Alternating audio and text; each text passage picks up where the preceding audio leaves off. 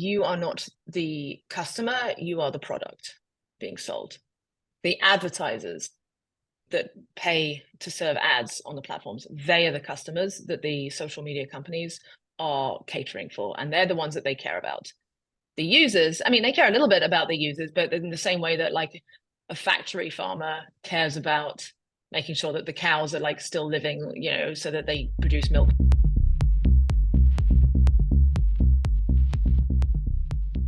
I was hoping we could talk about the concept of Moloch and social media and the competition, not only unhealthy from a societal point of view, but really like honing in on the individual. Because I know you've spoken before, and common theme that a lot of people find themselves constantly engaging with social media, despite not enjoying the process of engaging, nor then enjoying the reaction that they get, or even just being a part of it. For those of people that are watching that aren't familiar with the concept of Moloch, could you give us a little bit of color about the concept and also how it ties in with social media and also someone's mental health and well-being? Yeah, so basically, a Molochi situation. So, well, okay, Moloch originally is comes from an old Bible story about this cult who would sacrifice. You know, they wanted to win wars so badly that they would sacrifice the thing that they cared the most about, the thing that they held most dear, which was their children, to like a burning effigy of this thing, in the hope that by making this ultimate sacrifice, they would be able to win more wars, you know, get more power and more military might. So it comes from this like arguably this very old wisdom about like this, that there's certain things that can kind of like infect the human mind, you know, or a way of thinking where you end up sacrificing more and more important other things in order to win a narrow goal. So that's like why it sort of becomes synonymous with this idea of like unhealthy competition, you know, of negative sum games where the world is worse off for the game having existed in the first place, you know, for the competition of happening.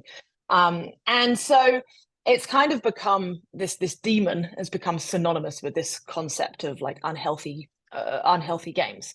And the particular way that these games tend to sort of play out is what's often known as like it's either known as like a social dilemma, a multipolar trap, or perhaps an easier way of thinking it is called like a Moloch trap, where basically individuals in a given situation, you know, who are trying to get ahead, sort of end up doing the thing that they even though they don't particularly want to do this negative thing, they kind of have to do it anyway, because if they don't, they're going to get left behind everyone else who does. So a particular example of way this is playing out in social media is, for example, these beauty filters that are now like almost every single platform, certainly TikTok, Instagram, etc., where, you know, with just a click of a button, they can morph your features and, you know, and beautify you essentially, which is very intoxicating. You know, I played around with these things and I noticed, I was like, wow, this genuinely, you know, if I liked a picture before, once I've applied the filter to it, it's like, damn, now this looks really good. So there's this really strong incentive pressure on individuals, particularly if, you know, it's young people who want to become influencers, social media influencers. They're really incentivized to use whatever tactics they can in order to sort of get more, you know, to get more attention, to outcompete the other influencers for likes and follows, etc. So they end up using these filters. Basically, these filters end up becoming ubiquitous, and like you notice, like almost you now have to assume that when you see a really, really good picture, you have to assume there's some kind of beauty filter on it, on a social media influencer. And the thing is that even, you know, it's not like necessarily they want to use these filters, but they're under such a strong incentive that if they don't, they'll feel like everyone else, you know, they know they're going to get left behind everyone else who does, so they end up doing it anyway. So that's what you would call a Moloch trap, or a multipolar trap. And that same kind of process is playing out in sort of all different areas of society. Another example is in the mainstream media, where, you know, clickbait and particularly sort of intentionally triggering polarizing content is becoming more and more commonplace, again, because it's such a sort of competitive ecosystem out there. They're all trying to, not only compete against more and more new media companies, but also compete against social media. Big newspapers are under more and more pressure to do whatever they can to continue capturing market share. And that usually means creating, figuring out what the current like hot culture wars topic is, and then making inflammatory content that they know will rile up their audience so that they keep driving engagement. So that's another example of like Moloch, Molochian forces infecting a competitive ecosystem. And is this why that so many people, when they go online, either feel angry or upset, or in some instances both? Is this the fundamental reason why we're struggling mentally when it comes to engaging with the internet? I'm speaking specifically about social media. Mm-hmm. I think so. It's multifactorial, obviously, and there are other reasons as well. Like it's genuinely true. Like certainly since COVID and so on, like the world has gotten like arguably more unstable. We've got a big war going on. There are genuine reasons to feel scared and anxious, but it's a bit of like a chicken and egg situation, because if you look at like mental health trends and such, they have really taken a downhill turn since the advent of social media. Certainly, especially in young people since the early 2000s, like 2010 onwards. And that was before like the world, like everything was actually doing pretty well there. So, okay, yes, it's hard to say what was the initial causative factor, but it's definitely this kind of like spiraling process where we are more online than ever. We almost spend more of our many people spend more of their waking moments consuming online content than they do, real world analog content, being out, touching grass or whatever. And these algorithms essentially, which, are the things sort of that make social media go around, are optimizing not for human health or for accuracy or truth, they're optimizing for engagement. And that decoupling is where like these Molochian forces come into play. And yes, I think it's one of the main reasons why people's mental health has taken such a bad turn. And the more mentally unhealthy a population is, the harder it is for them to actually then solve problems, and so the problems get worse, which makes them even crazier, and it just spirals and spirals. So yeah, it's a very large part in this sort of causative chain. With your experience of social media, because you've got such an incredible insight of the forces that are trying to manipulate you into certain behavior, does that give you some immunity from the reaction, or are you just as likely to feel some of the effects? Because this is my way of trying to find out, right, what is our way out of it? Is it by first identifying what they're trying to get us to do, and then maybe that leads to some personal responsibility over how we interact? But starting with you, Liv, you shook your head, so I'm guessing you still felt the same as everyone else. Yeah. So, I mean, it being aware of it definitely helps. But for me personally, like it hasn't fixed it. Like I'm still as addicted to Twitter, for example, as ever.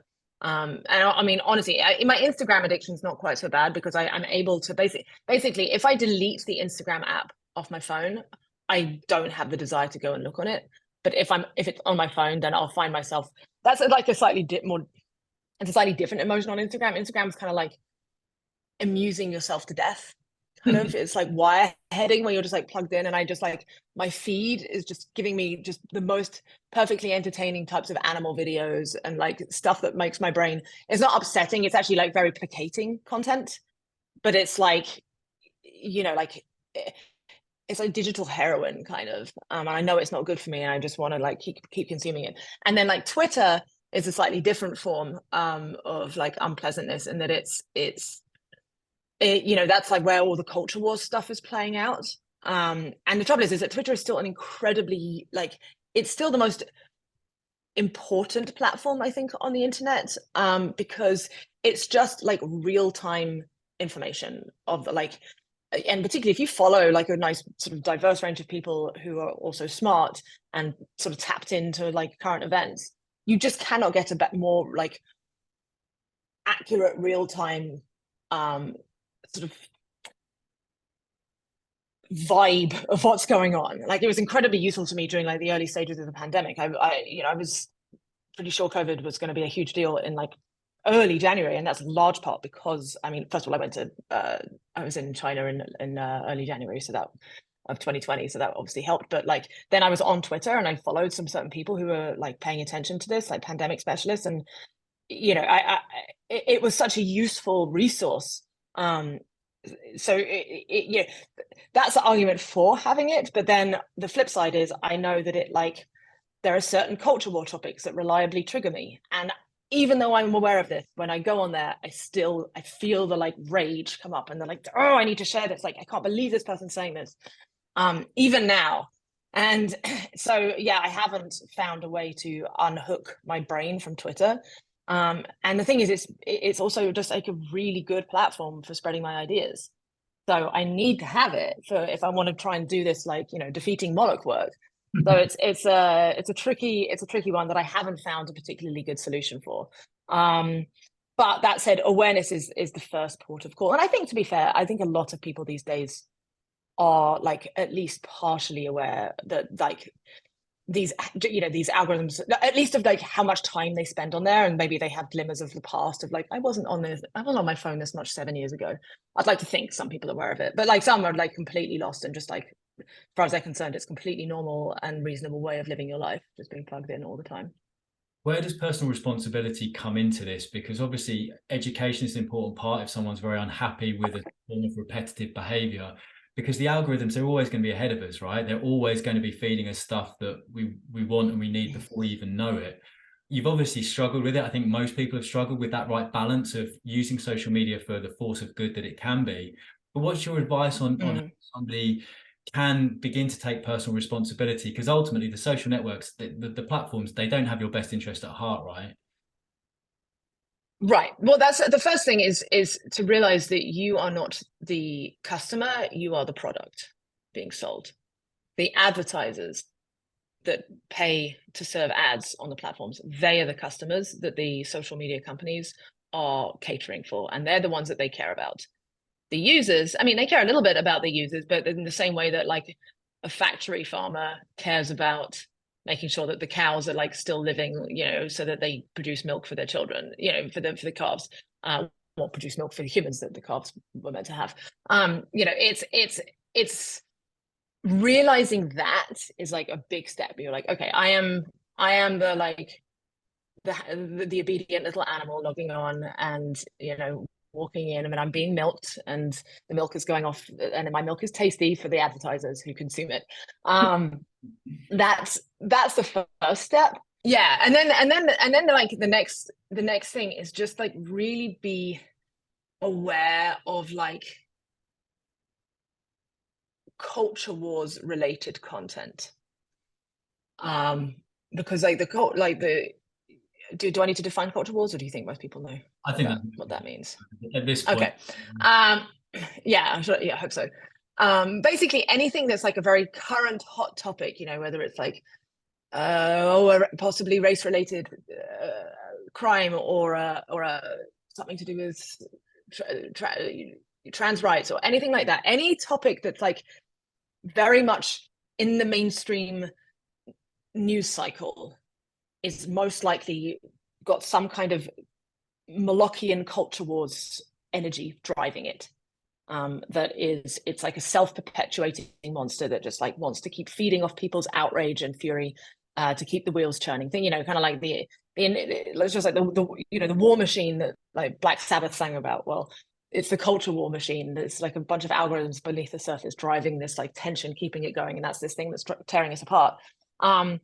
So I've really been trying the last few months to like notice like when, because obviously my these algorithms are very good at it. Like my Twitter feed is often a lot of stuff that I know I've clicked on and I've engaged on because I care about, right?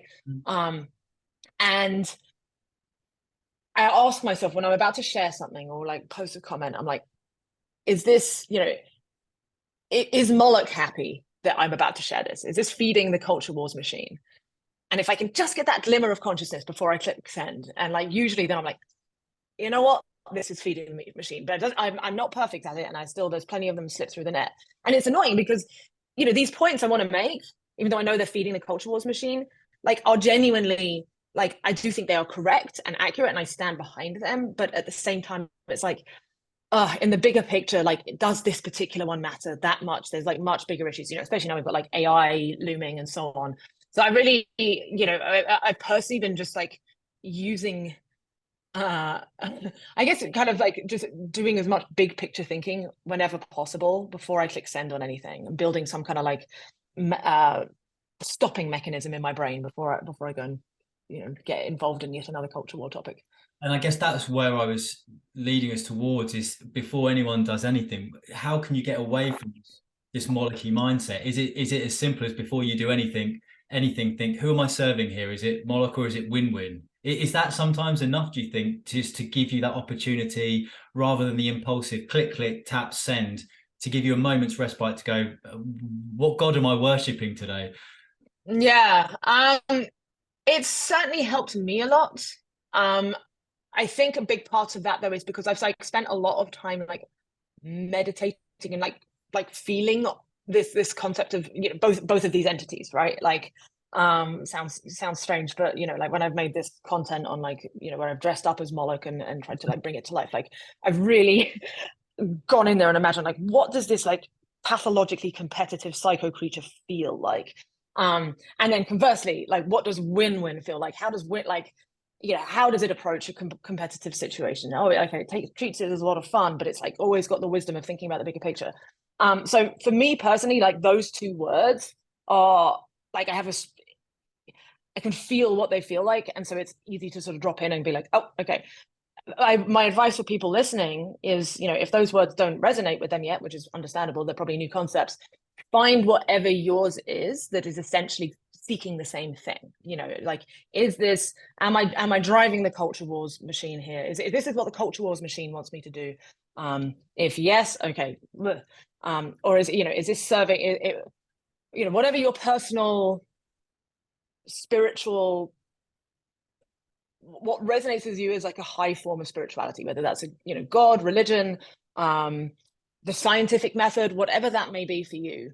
Like, try and drop into that character and be like, is this what this would actually be like? Yeah, you know what, you're really serving the long run greater good here.